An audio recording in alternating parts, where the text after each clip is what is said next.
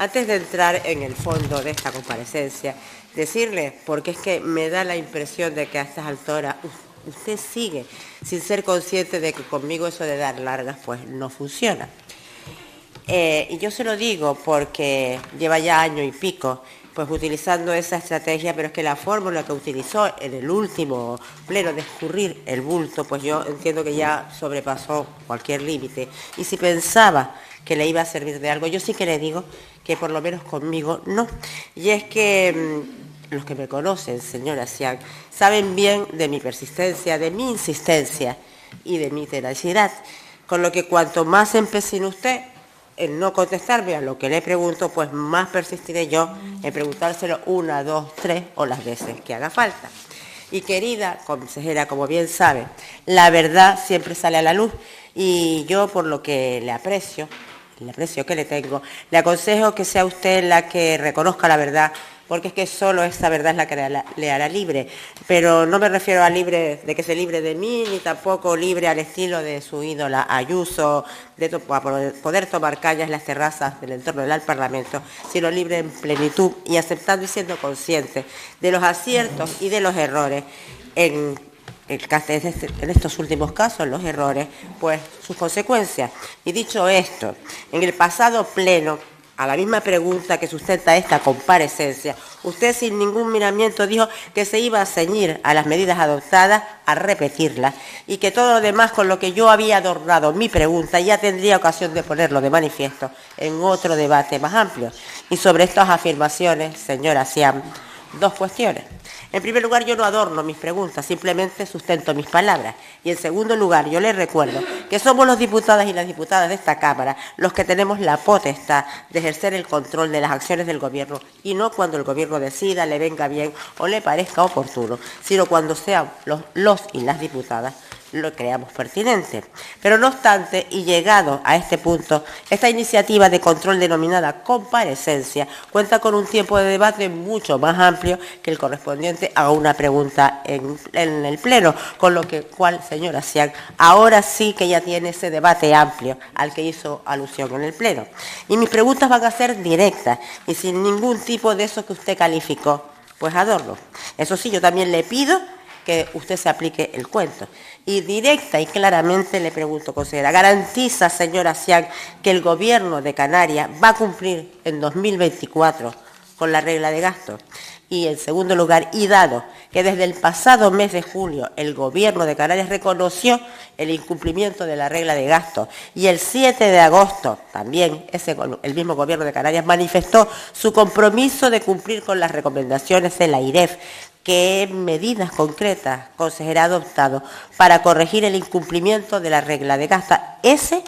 que la AIREF desde octubre del 2023 situaba en el 6%, pero progresivamente ha ido incrementando a través de los sucesivos informes hasta llegar el 5 de noviembre, hace escasos 15 días, a un 9,5%, momento además en el cual el Gobierno de Canarias, usted, señora Xiang, la Consejería de Hacienda, dice que van a cumplir, pero además no van a cumplirlo en un 2,6, que es el límite de gasto computable a efectos de la regla de gasto, sino en un 2,2. Por favor, le pediría que conteste a las preguntas que le he hecho. Gracias. Bueno, respecto a las exigencias de España hacia las comunidades autónomas y las corporaciones locales, no se lo ha sacado el Gobierno de España, el actual, de la manga. Yo le recuerdo que eso deviene de la Ley de Estabilidad Presupuestaria y Sostenibilidad Financiera, esa consejera que impuso la mayoría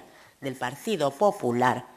siendo presidente el señor Rajoy, y de la que usted fue la encargada de defender en el Congreso, porque fue la ponente, a capa y espada y contra viento y marea, y no aprobando ninguna de las enmiendas que hacían, en el caso de que hablo de mi partido, de mi formación política, precisamente para eso que usted pide ahora, que era flexibilizar la regla de gasto. Porque claro, cuando están ustedes no, ahora que no están ustedes, pues sí, eso no tiene sentido. Y ahí es donde yo le dije el otro día las vueltas que da la vida, que 12 años después, pues quién iba a decirle a usted que eso que usted impuso a todo el mundo sin posibilidad de ninguna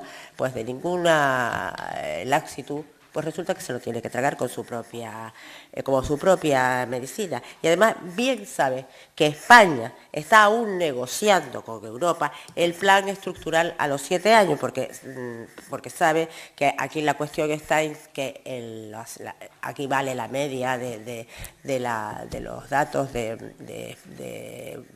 cumplimiento de España en 7 años, donde España plantea que sea un 3%, sin embargo, Europa plantea que sea un 2,8%, y ahí siguen las negociaciones. Cuando España pueda cerrar eso y pueda tener ese plan ajustado, será en el momento que, si considera oportuno, pueda aplicarlo al resto, o sea, dentro de España, a las comunidades autónomas y a las corporaciones locales. Y, insisto, ese acuerdo está pues veremos, están todavía negociando y ya veremos cómo sale. Y cuando se habla de que todas las comunidades autónomas incumplen, para mí eso es el mal de muchos consuelos de tontos, porque es que lo que hagan las demás comunidades autónomas tendrán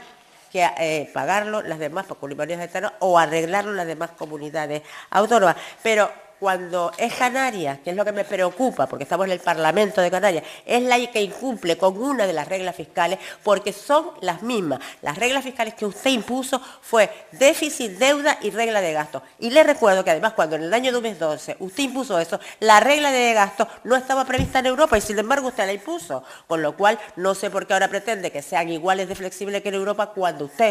en el año 12 se aprobó el Partido Popular la Ley de Estabilidad Financiera, era con la regla de gasto que no existía en Europa. Pero en cualquier caso, insisto, en Canarias, cuando incumplamos una de las tres, en este caso, la regla de gasto, tendremos los problemas que tendremos, nos harán un plan de ajuste. Y eso que usted me dice, no, es que, hombre, es que sabe que si lo cumplo tengo un superávit, un mayor superávit, y entonces ese lo tengo que dejar paralizado y no gastarlo en las necesidades de los canarios y los canarios. Perdone, es que si hace eso, en el año 25 y 26 le harán un plan de ajuste donde serán los años que no podrá gastar todo lo que demás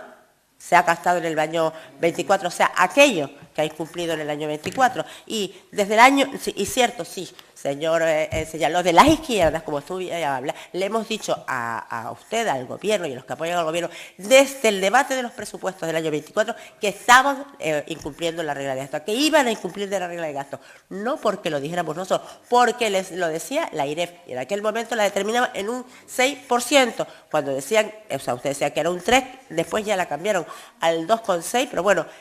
y le decíamos que la duplicaban, y decían que no. A partir de ahí la IREF ha ido del 6 al 8, al 8,5, y ya estamos en el 9,5. Cosa curiosa que ya sí que me explicarán porque no he salido de mi asombro, cuando pasamos de estar incumpliendo en julio, el gobierno reconoció que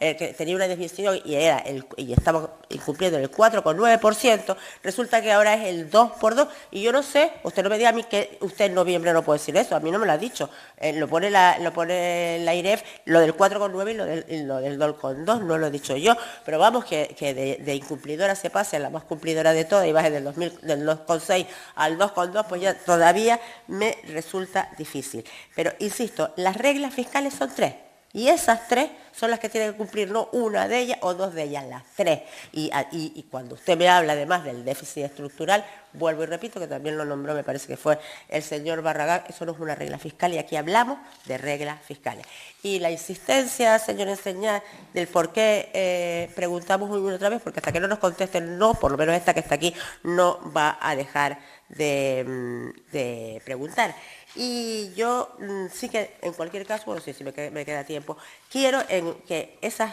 reglas que ha puesto ya en 3 ocasiones, yo quiero que me las explique. Porque en 2 de ellas, la monitorización de la ejecución presupuestaria del último trimestre de ejercicio, así como la entrega de un informe mensual por parte del Servicio Canario de Salud y sus previsiones de cierre, usted perdóneme, yo entiendo que el control tanto de los ingresos como de los gastos es algo que la Consejería de Hacienda, la Consejería que usted dirige, tiene que hacerlo desde el minuto 1, desde que se activan los presupuestos, no en los 3 últimos meses del año, y además estableciéndolo como una medida excepcional a los efectos de, bueno, pues cumplir con la regla de gasto o incumplir lo menos posible. A mí también me gustaría que me dijera qué significa eso de dar